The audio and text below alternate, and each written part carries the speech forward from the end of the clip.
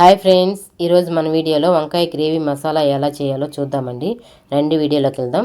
First వచ్చేసి pan పెట్టేసి అందులో కొంచెంగా ఒక 2-3 స్పూన్లు ఆయిల్ వేసుకుందామండి. కొంచెం ఎక్కువగానే పడుతుంది.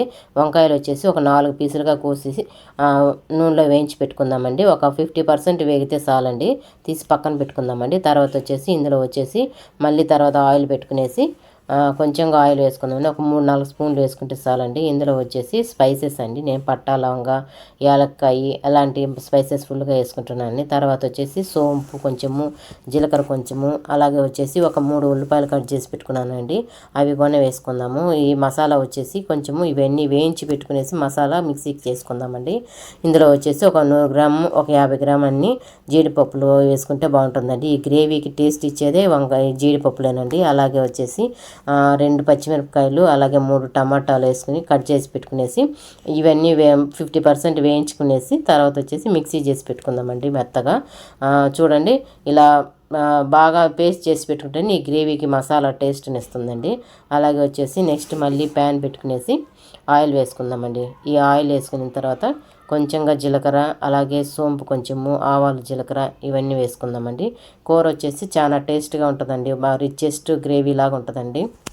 అది కూర వచ్చేసి చాలా బిర్యానీకి కానీ, చపాతీకి కానీ, దోశకి, ఇడ్లీకి అన్నిటికీ చాలా బాగుంటుందండి. ఇప్పుడు వచ్చేసి కరివేపాకు వేసుకున్నాం కదండి. ఇందులో వచ్చేసి అల్లం వెల్లుల్లి పేస్ట్ ఫ్రెష్గా పట్టింది వేసుకోండి, బాగుంటుంది. ఒక 2-3 స్పూన్లు నేను ఫ్రెష్గా పట్టింది వేసుకుంటున్నాను. అలాగే వచ్చేసి ఇందులో వచ్చేసి స్పైసెస్ అండి, ఇది కొంచెం పచ్చివాసన పోయేంత వరకు ఉంచిన తర్వాత స్పైసెస్ యాడ్ చేసుకుందామండి. చూడండి, పసుపు వేసాను కొంచెము, ఒక 2 స్పూన్లు. నాకు స్పూన్లో వేసే అలవాటు అండి, అందువల్ల వచ్చేసి నేను స్పూన్లోనే వేస్తున్నాను. 2 స్పూన్లు కారం వేసాను, అలాగే గరం మసాలా కొంచెము. ఇది కొంచెం మంట తగ్గించుకునేసి వేయించుకోండి పచ్చివాసన పోయేంత వరకు. అలాగే కలర్ కూడా మారకుండా ఉంటుందండి. కొంచెం తగినంత ఉప్పు ఇవన్నీ వేసి వేయించుకుందామండి. అలాగే వచ్చేసి ఇందులో వచ్చేసి నేను కొంచెంగా కొత్తిమీర కొంచెము, పుదీనా కొంచెము కట్ చేసి వేసుకుంటున్నానండి. ఇవన్నీ కొంచెం మెత్తబడేంత వరకు వేయించుకుందామండి. ఇందులో కొంచెం వాటర్ వేసుకునేసి వేయించుకుందాము. చూడండి, కలర్ మారలేదు, నాకు కలర్ అలాగే ఉంది. మంట పెట్టారంటే కొంచెం మాడిపోయినట్టుగా అవుతుందండి. మంట తగ్గించుకునేసి వేయించుకోండి. ఆ తర్వాత వచ్చేసి ఇది కొంచెం వేగిన తర్వాత ఇందులో వచ్చేసి నేను మిక్సీ బట్టి పెట్టుకున్న మసాలా కలుపుతానండి. ఇప్పుడు మిక్సీ పట్టిన మసాలా వచ్చేసి అన్నీ వేసి టమాటా, ఉల్లిపాయ, జీడిపప్పులు ఇవన్నీ వేసి వేయించుకున్నాం కదండి. అంతగా ఎక్కువసేపు ఉంచాల్సిన అవసరమే లేదండి. గ్రేవీ వచ్చేసి తొందరగానే దింపేయచ్చు.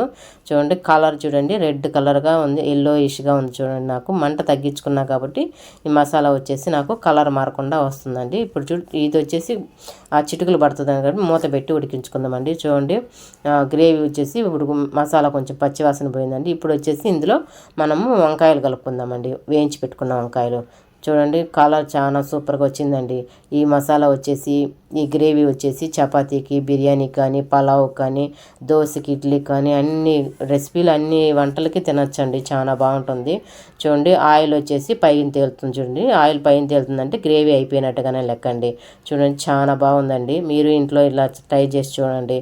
ఓకేనండి, ఈ వీడియో కానీ నచ్చిందంటే ఒక లైక్